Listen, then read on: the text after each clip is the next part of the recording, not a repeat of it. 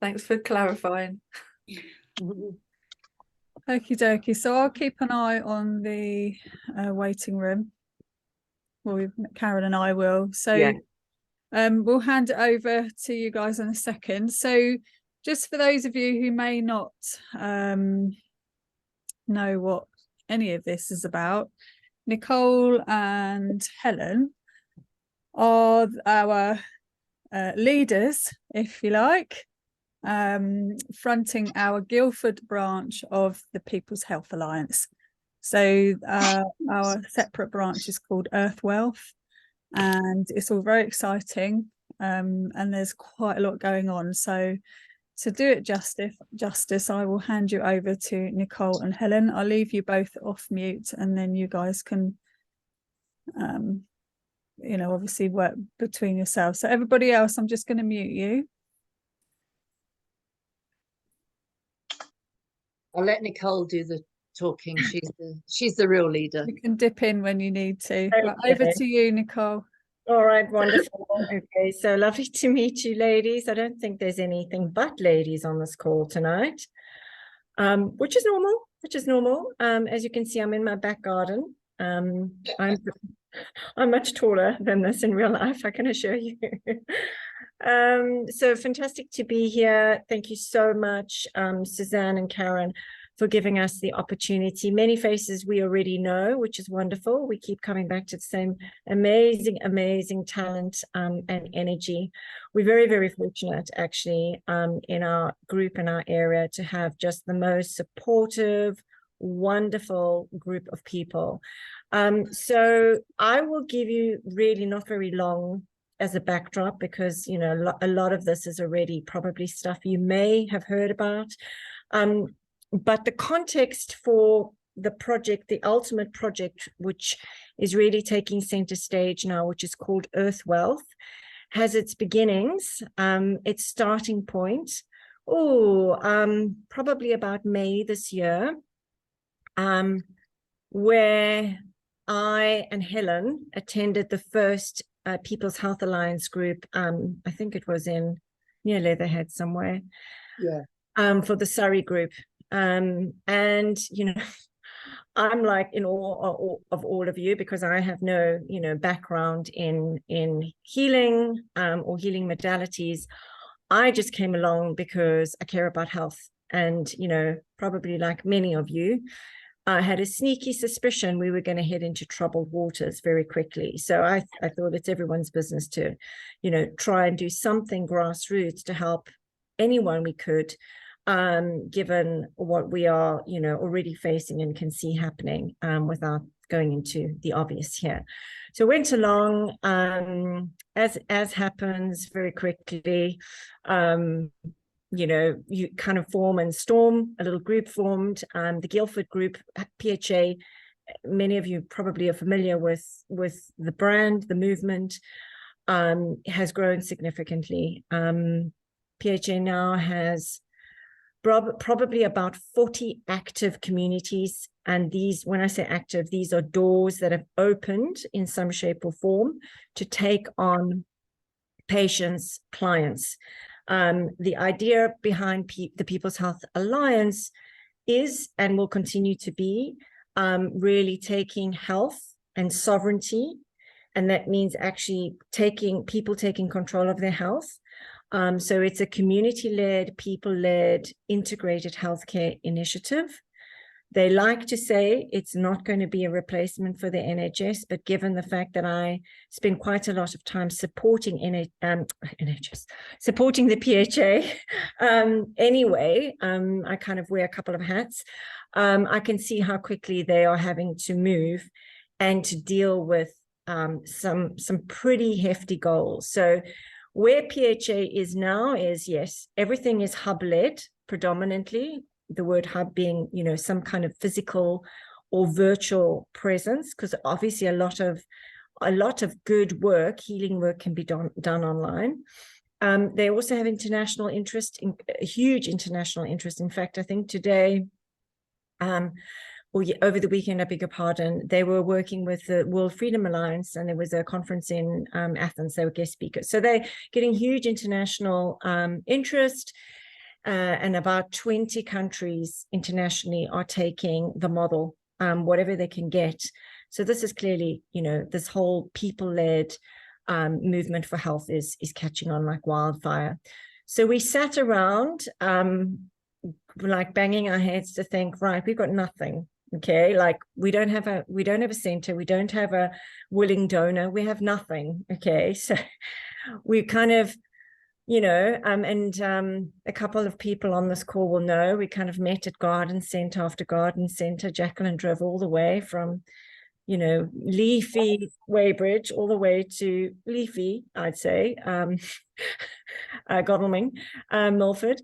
And we basically decided, well, what we're going to do is get very, very practical. And we started forming a group, a quorum, so to speak, of which Suzanne and Karen are part of that, where we would look firstly at how we could effectively deliver a spectrum of mind, body, spirit healing to our community. How could we do that practically? But knowing as well that alongside the People's Health Alliance, the same team were looking at food production, farming. We thought, well, where we are in Surrey, we've got to be able to find a rural location that could bring to life actually maybe more of a system approach. So could we find a rural location and actually begin to explore the blending of community growing, community farming with healing? And that became our mission. So, it feels like a long time, but it was only 5 months. Every weekend, Helen, myself, and a couple of others, we would just, knock on doors.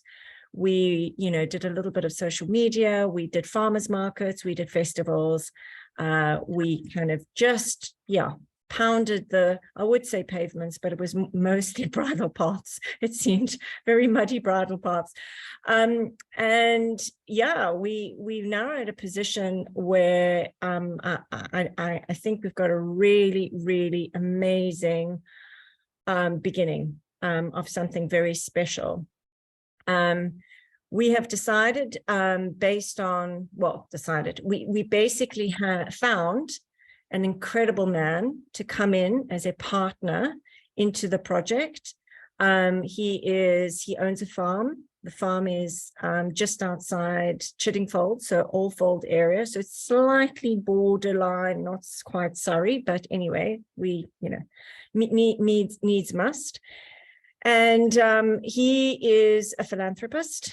He is someone who's committed his entire life, really, outside of working, to doing good for the community. And he, through our network, came across us because he wants to do community farming. That's what he's got, 40 acres. His wife runs a couple of animal charities on the property. And we managed to kind of blend our worlds. So we said, right, if we definitely want to do the community farming piece, could we look at a healing center, a healing presence? So we're working towards actually both. And while we were at it, we thought, right, okay, if we're going to do this and really build, basically, if you could think of organic community, what would an independent organic community really aspire to? Well, first of all, obviously, healthy communities come first and foremost. Being, food independent would be one. Another thing, I think we can all agree that has been for many a year, if not decades, a worrying trend in our education. For those that do have children, those who have adult children, let's be honest, I think many people have pulled their kids out of school over the last 3 years. So we thought, right, okay, there's, nature is an amazing educator. So the third pillar to what we were looking to do was actually bring a number of education programs together. We've got the environment for that. The entire EarthWellth model is really very simple. It is based on communities being able to get themselves ready to be independent and then to actually create their own abundance. So we'll create an ability to for production, so food production, product production, all natural. So our aim is to actually have a commercial enterprise where whatever we produce at our hands, wherever we are, because the EarthWellth model could be, replicated, could be sold out on the market. So we're going to work on that opportunity for people. And then a well-being pillar exists as well. So we found our next site, which is going to be a partner along with us, which is a glamping site just outside Godalming. Amazing independent young owner, also wants to do a growing project, but he's already reshaping a whole kind of well-being model on his glamping site.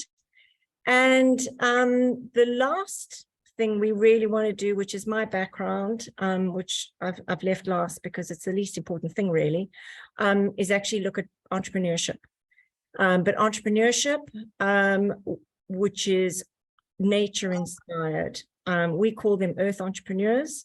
So the ability to help people become independent, working in harmony with nature, either across the growing or the healing disciplines, but, really tradesmen, artists, artisans, that is our kind of mid to long-term plan. Yeah, so Helen, do you want to add anything to that monologue? I think you've pretty much covered it, really. It's just, it became very evident that health and organic growing go hand in hand. So, and it also became very evident to us that it made sense to just not have one big center of excellence, but to have lots of different sites, because if we're going to keep it local for the people, by the people, and have the local produce, then it makes sense to just reach out and have little sites. And already we've just, the planets are aligning for us, the synchronicity is flowing, and very, very quickly, I mean, the glamping site was just off the back of a Facebook advert for a winter let for the glamping, and I just rung him up and said, look, this is a bit left field, but this is what we're doing. We met him about a week later. Tick, tick, tick, tick, tick. He's up for it because he wants to add value to what he's offering. So that's very much the renew part of the pillar, which is, these, excuse me, burnt out people that come down from London or big cities that have worked hard on the treadmill, want to reconnect with nature, reground, de-stress, get some organic produce.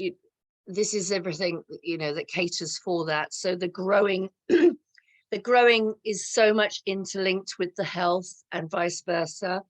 So yeah, no, that's it really, Nicole. And we literally in the last 2 weeks have launched the website. We sent out our very first newsletter at the weekend, didn't we? We managed to get that done and sent.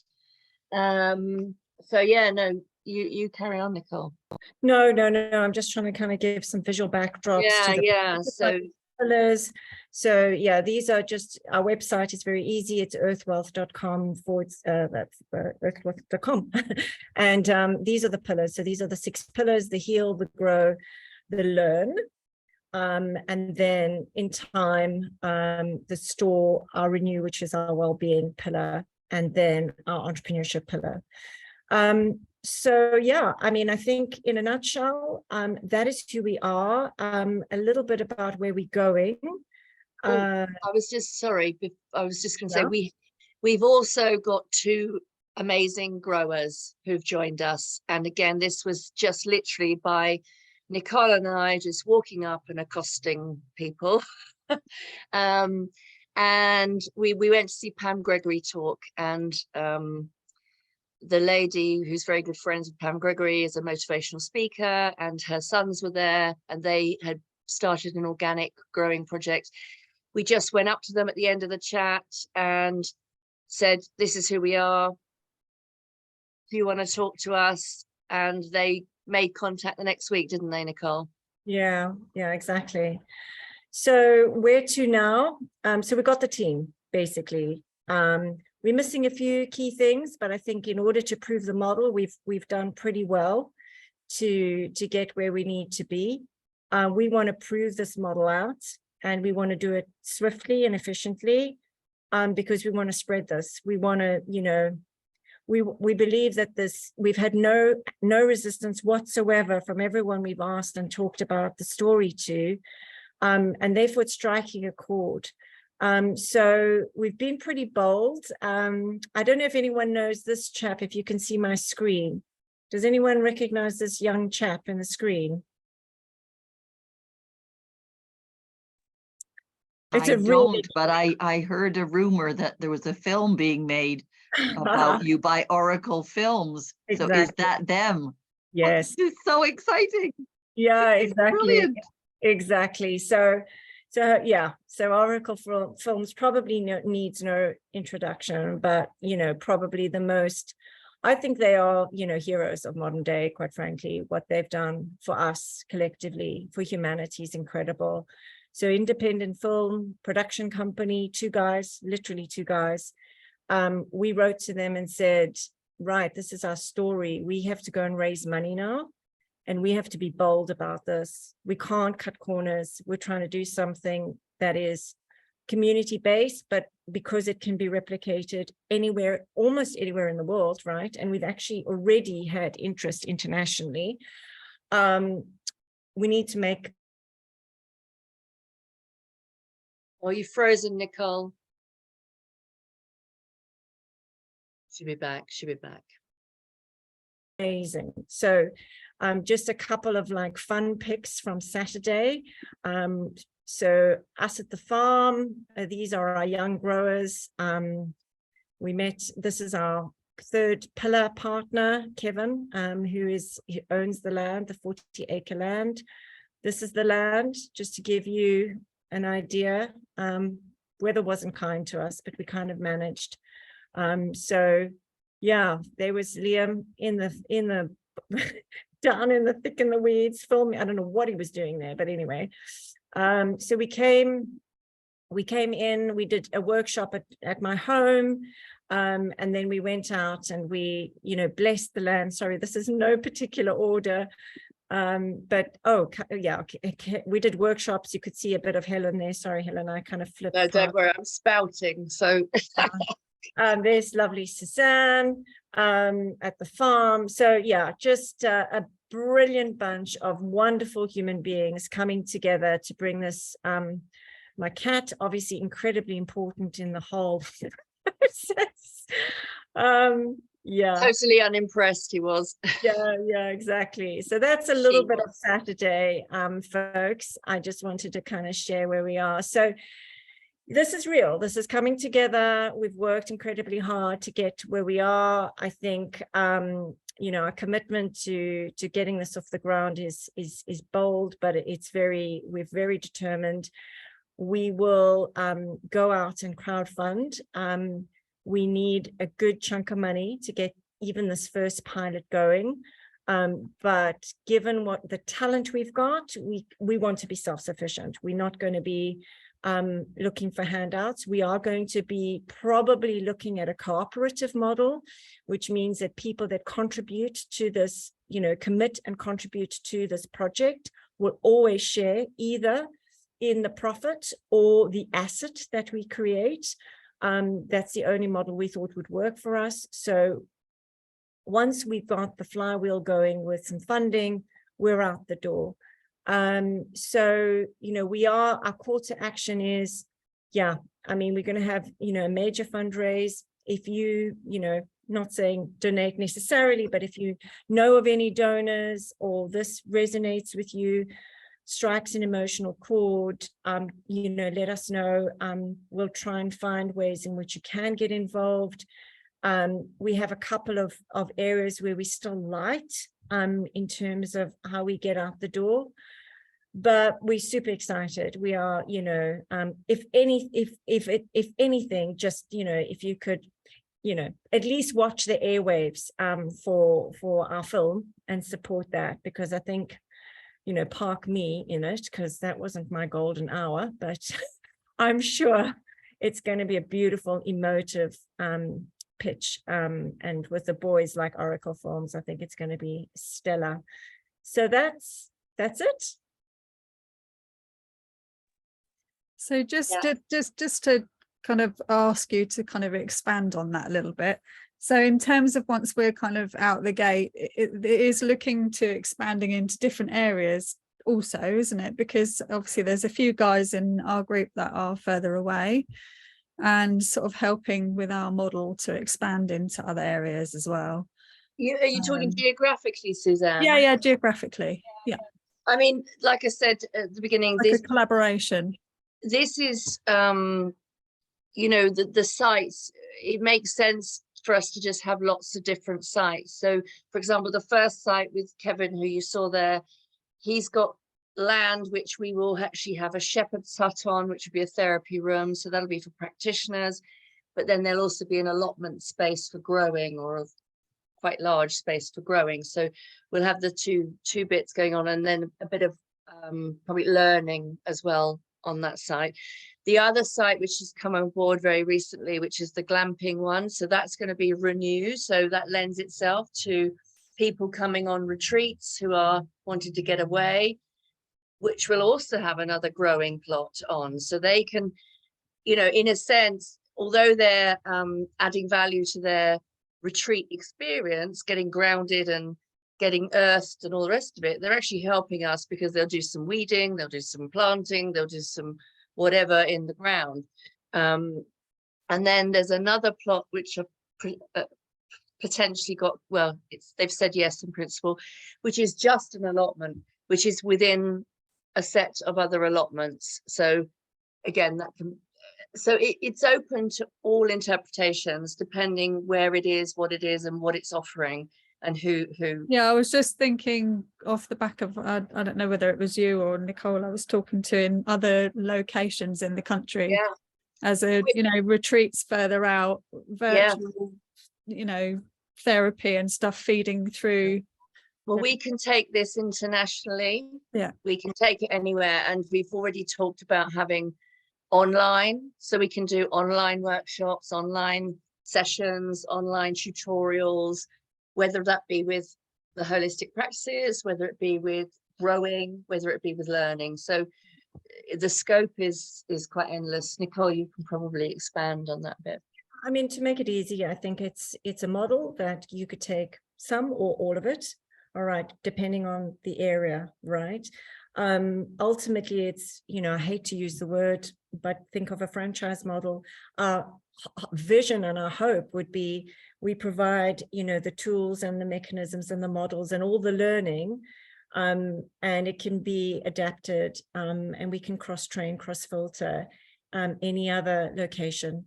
We've already had someone in Costa Rica approach us. She's actually Canadian that wants to, you know, so it, you know, literally I had someone in the northwest of England say, please, you know, we can provide you with land. We have such a need in our community. So like, we're thinking big. I think Gemma asked the brilliant question. Have you got any idea of how much you need at this stage? Absolutely. I'll be bold, and can I just declare it here? I will. Yeah, for our first pilot project, we need about £250,000. That will be going to predominantly the healing center, the infrastructure we need for that, laying the ground, preparing the ground, all the equipment, all the fertilizer, all the seeds, the staff, the operational team, the back office, the marketing, etc. So yeah, so that's what we need for our first site. It's probably unlikely we would need that much for any other site, because the hope is we can, you know, kind of get on the flywheel. But that's what we'll be going out the gates with. and in terms of therapists, again, correct me if I'm wrong, is that, you know, people that have clients that come through this branch, is, you know, a certain percentage of that would go into the fund. So there's going to be kind of a price agreed, and then that starts raising money, you know, whether we're running workshops or whether we are providing therapies, if it comes through the PHA, or, you know, through EarthWellth. Yeah, And you're buying into the Yeah. whole project, the whole Yeah. initiative. So yeah, it would be a percentage. And actually Yeah. that gives, because this is, you know, getting exposed in so many different places, it gives people a you know, exposure also for people who are, you know, this in their own right. of Yeah, I mean, it's collaborating. very much a sort of symbiotic Yeah, thing, you know. This is I think this weaves throughout the whole thing, you know, whether it be from the practical practitioner or grower point of view, you're buying into the initiative and then you get something back, but also the whole interconnectedness of the nature and the healing. I just think it's a beautiful thing. amazing, it is. And, And and then can you speak a little bit to how this helps the people, how they would access help, like the people coming for treatment, and that we've got nurses and hopefully getting, we'll get some doctors and that kind of stuff. yeah, so thankfully, under the kind of framework of the PHA, we've got some of the kind of structural assistance. So we'll have a membership model we can adapt. What the PHA are working on, of course, is this is, you know, making each of our locations as accessible to the community as possible. So what they are thinking about is, like, for example, all right, those that can't afford treatment. So in our model, yes, there'll be a paid standard membership or price per whatever, right? So we'll have price points for our programs, for our workshops, etc. But there'll be a social care part, which PHA will subsidize for the community, for anyone who's, you know, can only make a donation but really needs care. And we will have an energy exchange model. So people who just can't, you know, if they can do something on site for us or support us in some other way, we'll accept that as well. So that's all being worked on in the background. And literally anyone who's a regular contributor to the project, a project site, will stand to earn from the profit in that site once a year, right? So anyone who contributes during a year to the success of a project site earns on the profit. So that is our model. We are basically, you know, for profit, but that profit is dispersed to those that work with us, and that could be the community. To bring to life how we envisage, I mean, the healing is probably kind of more, you know, kind of, I won't say par for the course. I mean, there'll be, you know, treatments, and practitioners will deliver that, be face-to-face or online. There'll also be a number of workshops we're looking to undertake. On the healing side, probably also on the growing side, there's also an opportunity for us to help businesses. We think corporate well-being is going to be a big issue, and not the kind of tick the box corporate well-being of the past. I think we've got bigger problems coming forward, especially in mental health. So we are very keen on looking at how we can actually carve out a real niche in helping business owners, right, anchor their staff and help heal much of the, you know, the ills of the past. So we will also be running a range of, on the growing side, literally we are doing a couple of things. We're going to scope out sections of parcels of land. Don't know how much yet, please, I'm not technical on growing, so I have no idea what that means in terms of size, but you will be able to, for a membership, literally if you're in the area, right, you'll get a parcel of land, a pit of soil, and you'll be trained to, you know, grow whatever you feel takes your fancy in season. So we'll run that as a program where you'll be coached in your growing technique. Any produce you can take, obviously, any surplus we will distribute either to farmers markets and then tithe some of that. But very importantly for people like yourself, we want to have a herb healing, you know, a healing component to the growing. So there'll be a herb section, medicinal, you know, homeopathic, etc., tinctures, herbalistic goodies, things that grow in the soil. So that is, you know, our aim is to be able to, especially with the likes of someone like Jacqueline, be able to draw from that natural resource and begin to actually, you know, come to market with some really special homegrown organic tinctures, healing remedies, all from that particular location. And they would differ from wherever we go. You know, what an EarthWellth in, you know, Hampshire or Wales or Ireland would produce a completely different set of optionality when it comes to growing. So that's what we're looking to do there. The learning program obviously dovetails with both the healing and the growing, but we've got a specific youth program at this site because of Kevin's interest in youth, and that's a partnership with the Young Rewilders, where we'll be running education camps for kids. Kids with, you know, just normal kids, kids with learning disabilities, kids with mental health disorders, trauma, etc. We also have access to Shetland ponies and horses, so we kind of exploring the ability to do equestrian equine healing using the horses. Yeah, so I just wanted to kind of bring to life how, you know, how people could, you know, experience this. I mean, my passion is helping people be financially, you know, abundant. So I can't wait to be able to actually build a whole incubation program for young entrepreneurs, meaning not necessarily in age, but in ideas. But that will require a little bit of money down the line. But I think it's so needed, so needed. You know, we're moving away from the sterile matrix to how we work with nature, and it's completely symbiotic. So that will be I think a big USP when we're ready for that as well. Sounds brilliant. Just something you might want to enlarge on, Nicole, is there any areas that you're light on that people here might know, people who might want to get involved? So we are light on creative skills. So anyone who's got graphic design, website design skills would be hugely helpful. Because we've got to really, you know, get the message out in the most accessible way. We've got an amazing marketing team, but we don't, you know, that's comms and social media, but we need the creative design. So that's one skill we're looking for. We need volunteers, 2 volunteers that would be willing to take up the growing pillar and lead our growing program. They will be trained. And they will be paid once we raise the money. But we need people on each site or sites that are close to actually oversee the growing program.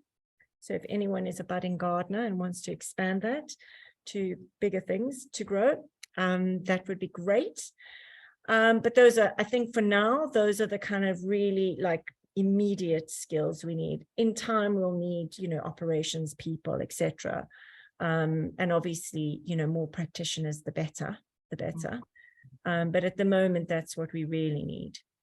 And ideally that they volunteer initially to show that sort of commitment. I've just had a thought. Near to me, we've got Brooklands College.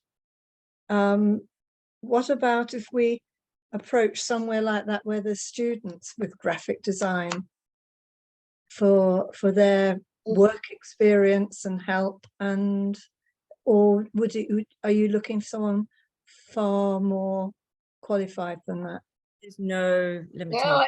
Yeah, I think all of the colleges are worth reaching out and then to. That's what I was thinking after that. Then you've got all the technical colleges and things, haven't you? 6th form colleges.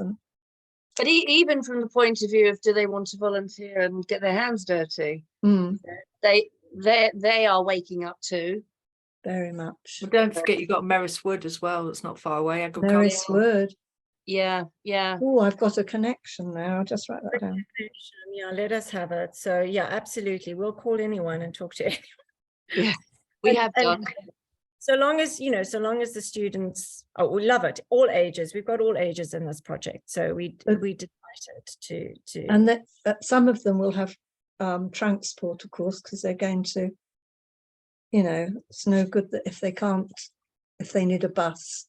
Yeah, I mean, on the design side, they can be anywhere, really. Oh, okay, yes.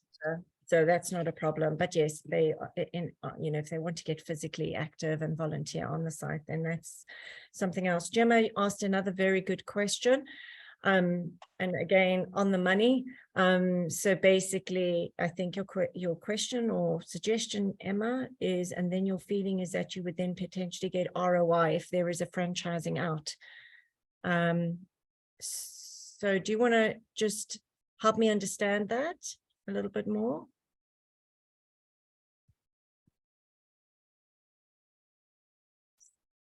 Are you there, Gemma? Really struggling with unmuting myself on my phone. Yeah, I was just wondering, so say, yeah, I was just thinking, obviously you're looking for quite a lot of funding. And so if you're looking for bigger donors and then maybe wanting a return on their investment, would they get a return on their investment potentially through, you know, I don't know, some sort of through the licensing of the franchise, or, you know, what's your sort of vision for how you might get bigger donors? Yeah, I mean, we've got a full financial model, which I'm busy with, Yeah. which is, you know, aggressive, but not really. I mean, it's very achievable. You know, if we get this right, we can be into the black, right, profitable within 6 months. So, I mean, any donor would want to see that there's sustainability, and then absolutely, they then participate at the co-op obviously has many layers, but they would participate at the top layer in that. The word franchise is an easy descriptor just to describe how this could kind of proliferate, but it's not really technically legally the model. Okay. The co-op model is the model. It is the legal structure we'll go with. And you know, the idea with the co-op is the participants, the contributors, whether it be financial or through energy, really share in the upside together. So any donor wouldn't just donate, they would share in the upside in proportion to their contribution, albeit, of course, I mean, we can't, you know, necessarily give them, just because they put in X number of dollars, give them all of that back in year one. But it's really, we're kind of crossing the chasm between proving that this is not a charity, you know, with due respect. We want to demonstrate how everyone can be successful financially. But it's a brilliant question, and I know we'll get asked this, but yeah, I've got the joy of attempting our first financial model, which is done actually, much with the help of a lot of people on this call. And then thankfully, Kevin, our landowner, is an accountant. So he's going to help us, you know, tweak it and make sure it's But safe. also, just chipping in, Nicole, and quizzing you a bit more. Presumably there are those philanthropic donors that don't necessarily want anything in return. And then there are those that are investors and would expect something. So we wouldn't suit, you know, a classic investor. We would, you know, there's impact investors, but they typically want to, because this is my world, right? Investing is my world. They typically want to share. They want to share of the value of the you know, the project, company, entity. We are not going to be structured to give them a share of the project. What we'll be giving them is a share of the profit, right? The output. And if we do acquire land, then that's an asset, but that's always shared pro rata based on people's ability to contribute, which is going to be something we're going to have to obviously make sure is very equitable. So we would look at either, you know, the kind of the lingo is patient capital. So, you know, someone who's willing to wait a long time before they can recoup their money with a little bit of return, right? Maybe under 10%. Or they're looking at gaining, extracting value from profit, or just simply gaining value from having this built in their community, or being close by and having this available to them, so we can exchange on, well, you know, you have your membership for free and your family for life. I mean, it all depends on the individual, right? So yeah, that's the objective. Great, thank you. Amazing. Does anyone else have any questions?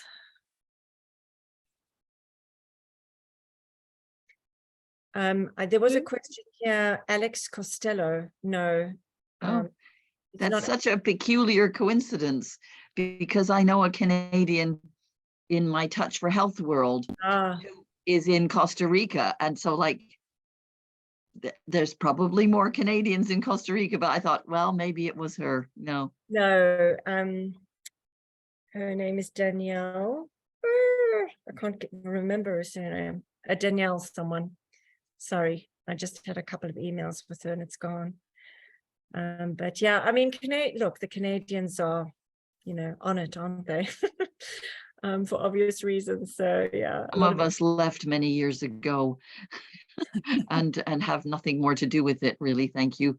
But you know, there we go. Yeah.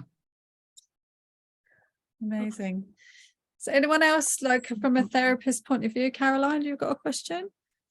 I was just wondering, obviously, because I'm up north. Up north. Up north.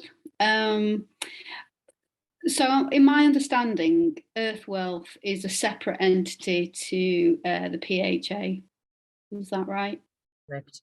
It's a different vision. So there's no kind of flow in from that. No, we're a member of the PHA, but and every hub, by the way, is the same. So every hub is independent. Think of the PHA as a membership group. You'll get, like, of the 40 hubs, they are all members of the PHA. They extract what they can that makes sense for their area, their maturity, whether they're virtual, whether they're physical. And they get a lot of added value for that, for their clients, for their patients.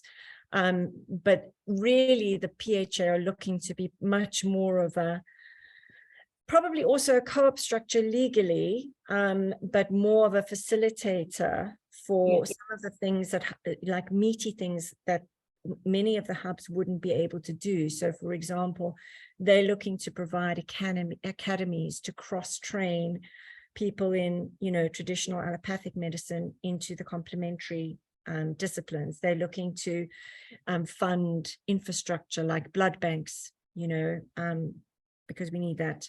They're looking to fund energy treatment, like sophisticated healing treatment, scalar treatment. Quantum. Heavy kind of infrastructure stuff, which we could leverage off. But and vehicles. Yeah. So things like med beds and anything quantum, and then yes, so emergency vehicles. So I think there's been talk about repurposed ambulances or maybe even new ambulances as well. But yeah, they're the more big scale stuff, I suppose, and more medically geared towards it. Where are you based, Caroline? Manchester. Oh, Manchester. Okay. I mean, I mean, there are a number of hubs obviously in your area, and they probably all kind of look and feel slightly different. Some are just, you know, I mean, we chose to go beyond health and combine a number of other disciplines, but on the health pillar, we are 100% partnering with the PHA. Okay. The PHA is actually going into farming and education too. Yeah. There's the 3 pillars that they're aiming at doing. Yeah. We're doing a hub in York. so far, but Catherine's also mentioned education, hasn't she, in schooling? Oh yeah, So education is definitely on the agenda. yeah, it's all happening, but they are like a guiding, it's almost like a few guiding principles that everybody is running off of. And because what would work here will not work in central London, for example. So it has to be different, and the idea is that it is by the people, for the people, at local level, because that's how it's going to work. Yeah. So therefore it needs to be different in that sense. Presumably though, say Caroline wanted to get involved virtually with therapies through our group, that's still achievable. Oh, Yeah. absolutely. So geographically, that doesn't really matter where you are if you're offering online. I have to say, given the fact that I sit a little bit in the core, like, like June, right? You mean working with PHA core. I do see, the evolution of their strategy. And initially they were like, okay, borders and, you stay in your border, da, da, da. But what happens, of course, is that one hub, if it gets going, now getting a hub going like us from the ground up takes a lot of work, right? I mean, it takes a colossal amount of energy, and we all have jobs and multiple jobs at the same time. So I can see some hubs really struggling over time to sustain the amount that goes into getting them off the ground. So what is going to become apparent is the number of hubs probably will dilute, or they'll specialize. They'll become something slightly different, all very, in tune with PHA and the Food and Farming Alliance. But there could be 3 hubs in an area that do different things, all of, just like you have a homeopath, if you belong to the Homeopathic Society, you could have, 10 homeopaths in the same kind of corner, square kilometer, and they're all members, but they offer slightly different disciplines or approaches, etc.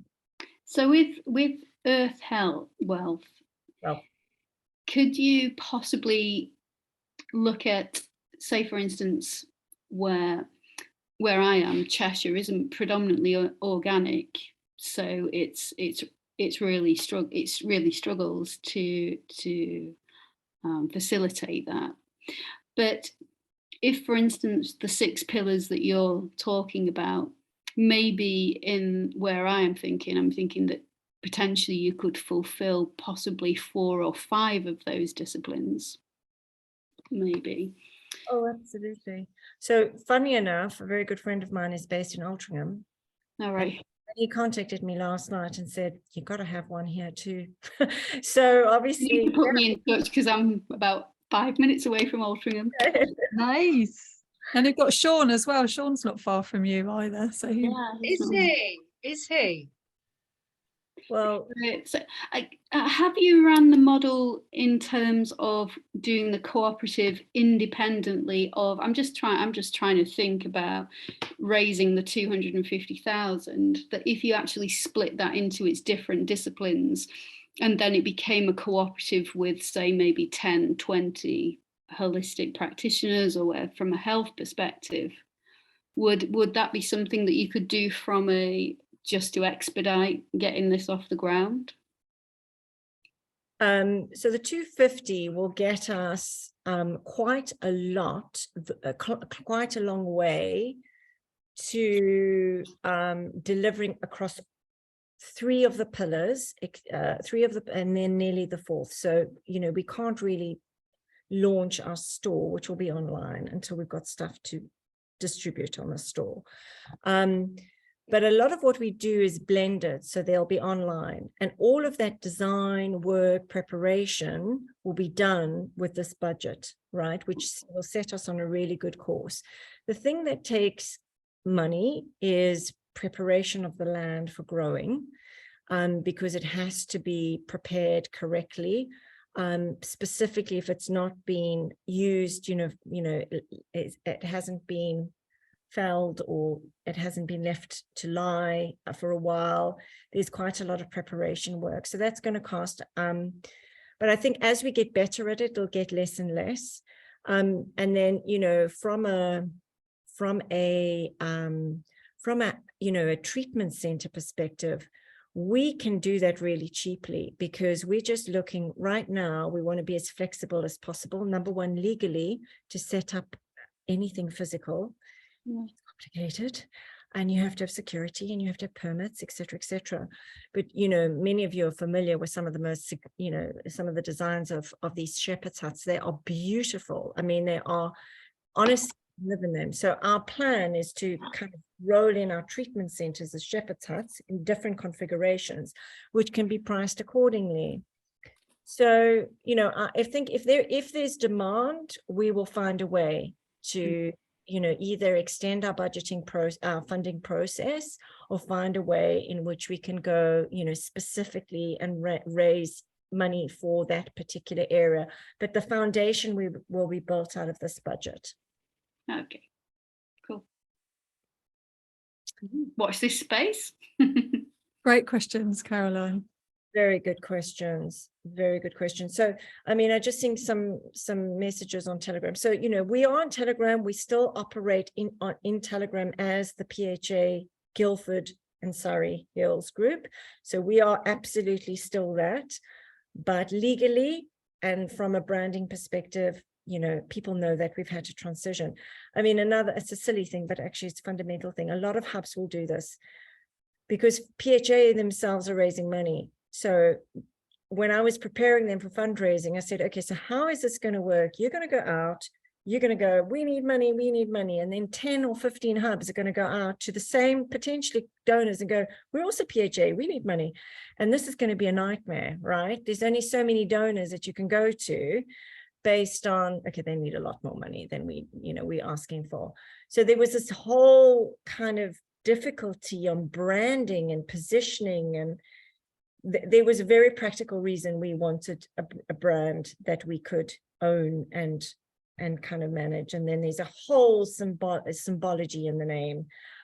Helen has worked on the colors and, you know, the wording, and there's a whole lot of meaning in that. So energetically, that is actually the most important thing, I think. Amazing. So Alex has put quite a lot in the chat. Nicole, if you've seen it, and Helen's been answering. So she's connected to a group called Connection Consciousness, and a lot of the members want to get involved in some of this. So lots of more people to help out with the fundraising and stuff, which is fabulous. I'm also a member of Connecting Consciousness, but I can't remember which group. So Alex, that would be amazing. That's different to Claire's though, isn't it? No, totally different. Yeah. Oh, that's not that's Simon Parks. Yes. Okay, that one. Yeah. I think I'm a member of that actually. Hi Alex, do you want to ask a question? Yeah, I was just I thought it might be easier if I just unmuted myself. Yeah, so I run South London Connecting Consciousness, and my friend Val and I live in Bookham, so I'm not terribly far away. And my friend Val runs the southeast of England. I'm just thinking, like, the members would love this. If you'd like to come and talk about it, perhaps give a presentation, because this is your pool of people who would want this, because this is their vision for the future. So maybe that could work. Like, I need to check, because obviously there's a money element involved, and I don't want to screw up and you know, like make it look like you're promoting something. Yeah. I know, lovely. We take you do that, you check and make sure, you know, either you coach us. I mean, we're pretty savvy. We wouldn't go there like guns blazing. I think all you'd need to do is just say, you know, we're in the fundraising stage. This is where we're at. This is our vision. This is what we're trying to do. This is what we need. Because, yeah, like, without sort of directly saying, like, we need your money, which is obviously what you need to get this thing off the ground. But just, you know, that's where you're at. You're fundraising this. Here's the website. Without being specific, I think it would be fine. But the project in itself, this is what, you know, I have friends within in the group that are literally looking to source the land. They don't know they they've sort of got on their radar the different places, because so many people are trying to do so many things. We've got you know Michael Tellinger's model, Ubuntu. Yes. There is one of the UK like ambassadors. She lives in Ashford, so just like collaboration with these things. There's so many people now that are thinking this everywhere, and it's springing up, and people have been waiting for this to happen. And it's a lot of this, I think, is joining the dots with people, because everybody's sort of out there just waiting to make that connection. Ubuntu, definitely. Freedom movement, Zach Bush, you know, Consciousness on Fire, you know, Penny Kelly, Plasma Lady. There's everybody. Yeah, everyone's just fed up. It's like, why are we waiting? Why are we waiting for the funds? We can do this now. We know we live in an abundant world. We know that it's completely accessible. Like, let's just get on with it. Like, whether this RV is happening tomorrow or never, you know, we need to take action now, because this is what we want. It's about creating it for our future. Yeah. So and you know, this is the energy thing from you guys will know this. If you take one step in the direction, the universe will take 10 towards you. So you know, we are literally just putting one foot in front of the other, and the rest is then coming towards us, unfolding, because the timing is right as well. The planets are aligned, literally. Astrology is in our favor, you know, and so it's gathering its own momentum. Yes, we walked we did every wellness event and every green gala you can imagine in the summer, and it paid off, you know. And we spoke to somebody who spoke to somebody who spoke to somebody. That whole 3 degrees of separation, not even 6, and that's how it happens.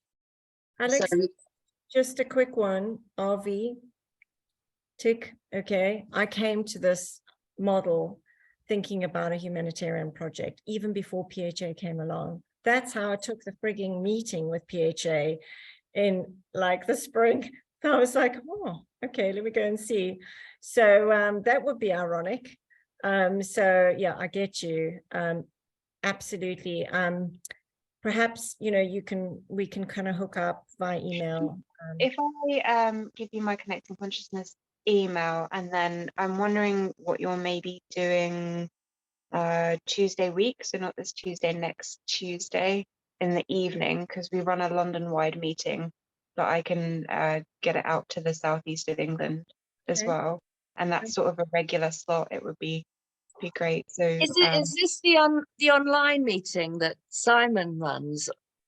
He doesn't run it. We run it sort of at a devolved level. Okay, because So- I am part of that, but I've never managed to get. We've just been so busy. I've never managed to get to the meetings. But where are you based? Because where you're based depends on what region you fall we're under. Guildford area, so Okay, so you'll be southeast England. So yeah. Val, southeast England, and then my patch I run with my counterpart Sandy goes up to East Horsley, and then it falls under London, because it's anyone with a KT postcode is Kingston, which is sort of London technically.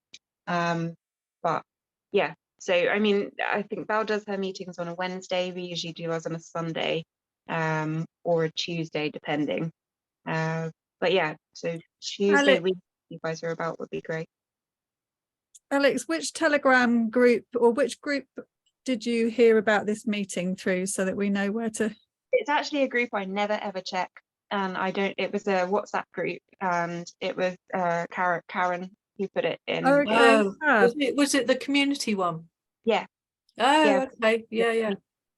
Okay, that's great. So in terms of getting, if there's any, you know, details that need to pass between you, then I was just trying to work out whether you were in one of our Telegram groups or what your contact was. So that's the power of sharing, right? So Yeah. pop up from all over the place. Yeah, it's amazing. I've just sent the link to our Guildford group to Suzanne, so she can share it with you, Alex, and anybody else who wants it. Well, I'll send it to Karen, because Karen send it to me. I'll stick it in the community one as well. Yeah, great. I just put these things everywhere, and people. Which one of you runs it or not? Yeah, no, that's great. Yeah, This is how it happens, you know, just networking and absolutely. talking to people. Yeah. I Networking. think what comes across to me anyway from Nicole and Helen and the whole movement is this intention. There's such a big energetic intention, and it just, I don't know, resonates, and I think that's why people want to get involved, because we all want that. There's such a need for it, and it's something people that can It just feel like feels they're truly right. cared for. Yeah, I mean, I'm you know, everybody's on their journey. We're all on our individual journey, but for me, you know, it just feels right in here, and so it kind of, I'm not even worried about tomorrow, because it's what I'm doing now that it makes sense.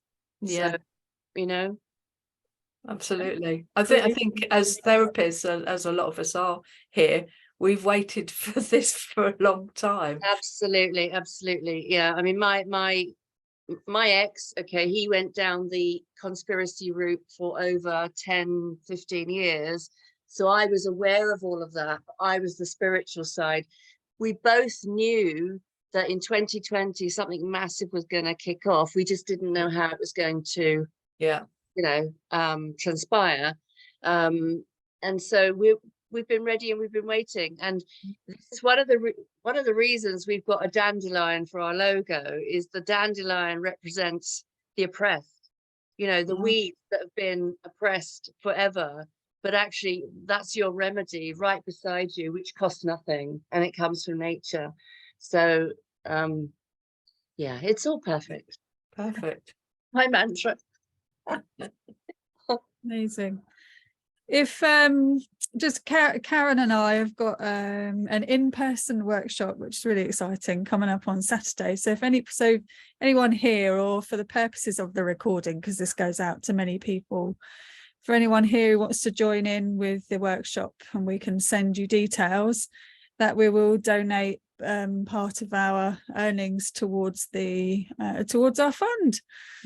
To, you know, any kind of starting to filter money through creates a flow in, right? So it's, you know, Karen and I decided that off the back of this meeting, that if, you know, more bums on seats as well, and again just spreading the word and people starting to live from their kind of higher purpose. The workshop's all about finding, you know, how you tick, how to shift belief systems about yourself, how to show up in your, you know, true nature without all the kind of baggage and triggers that get in the way of that. So we're quite excited about that coming up.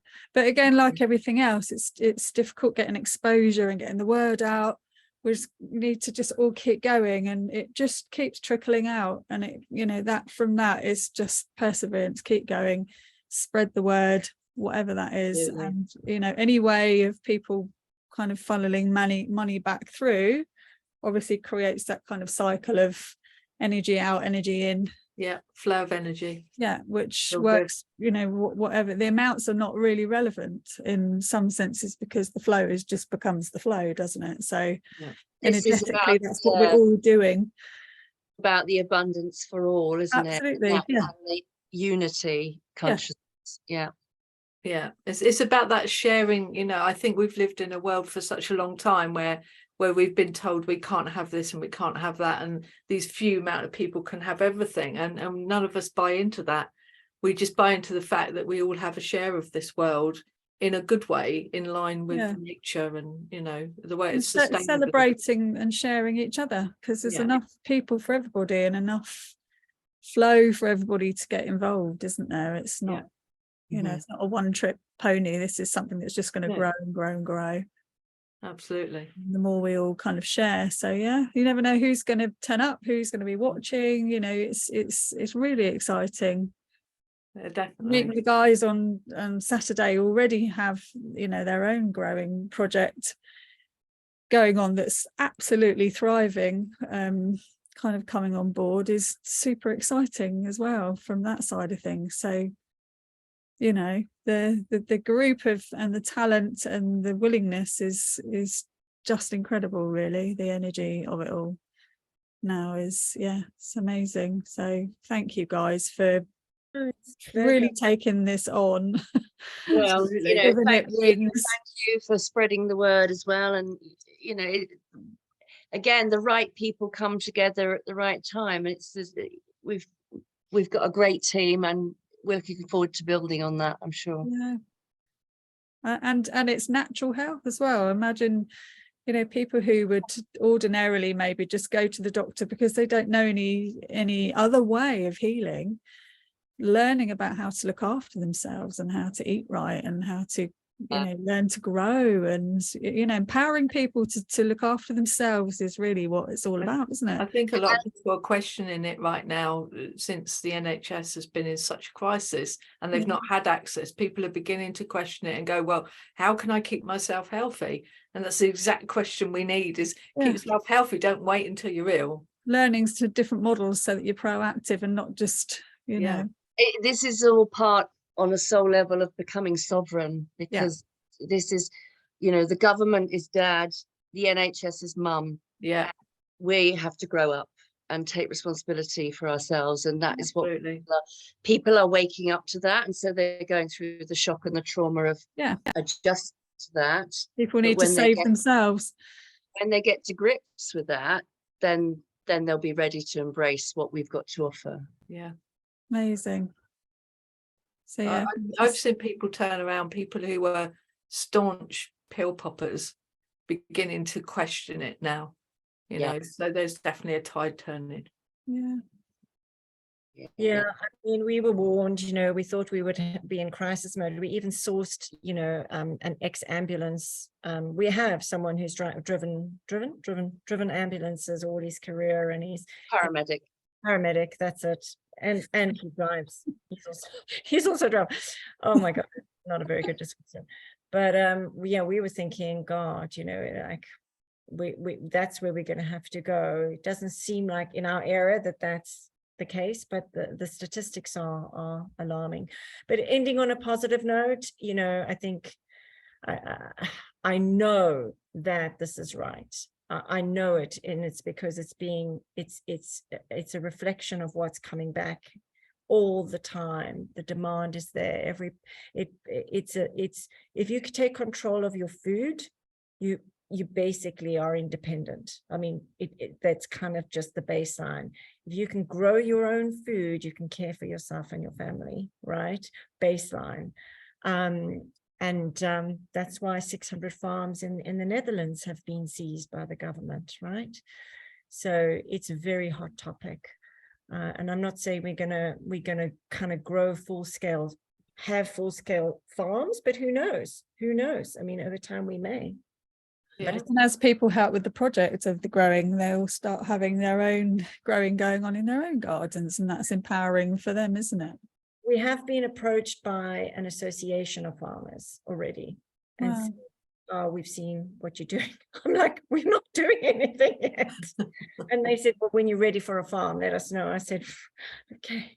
So yeah, we've got to match us to land, but obviously, that won't be a problem. So yeah, so the word is definitely, without even trying, it's definitely getting out there. So I just want to thank everyone. I know we've gone over time. That's all right. You know, brilliant. Thank you for spending. Thank you for joining. Anyone else got any last thing to say, or any last questions or anything like that? Jacqueline, did you have something you wanted to? No, I was just getting ready to say thank you very much. Okay. Well, I did speak to Nicole at the weekend. She might remember, we were talking about going out and doing after dinner talks, and I think that's something that I could help bring money in like that. Thank you, Jacqueline. Yeah. Well, and I wonder, you know, I very feel in tune with Helen, whether she would sort of join and do that. Well, maybe if we get a free meal out of it. No, you would get a free. No, I'm talking about money coming in for us, and I was thinking small, and then of course Nicole went to 3 figures. You know, four figures for it.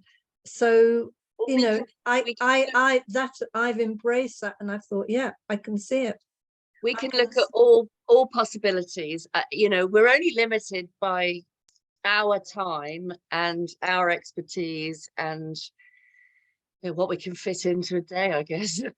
Well, no, I mean, I used to do this quite a while ago, just small time, for after dinner. They love these sort of people who have dinners, and they have a meeting and then a dinner, and then they like an after dinner speaker, and they seem to, whatever they're doing, they like unusual speakers. Yeah, it's a great idea. Yeah. So again, you know, for you guys here and for anybody watching the recording, if you've got any skills you want to, you know, put forward and ways that you could get involved, then if you haven't got contact with Nicole or Helen, then I would contact through Karen or I, however you came to this group or recording. And yeah, obviously then you go through the guys to ask, you know, see where you can get involved, basically. So yeah, all Thank you. welcome. Thank you very much. So thank you guys for coming. This has been Thank you. amazing. Really, really. Thank you guys for showing up. It's really appreciated. When we get this recording, can I send it out to different people? Yep. You can send it to whoever you like. Yeah, Can I? this 'Cause gets sent out to whoever wants it. It will be a link on an unlisted YouTube, so whoever you send it to can watch it, but it's not public.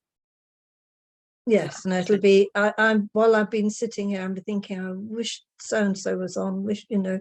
Yeah, send it out to the Tremendous people. Yeah. Thank you. Perfect. Thank you very much, Thank ladies. you, It was everyone. lovely listening to you. Thank you. Thank you.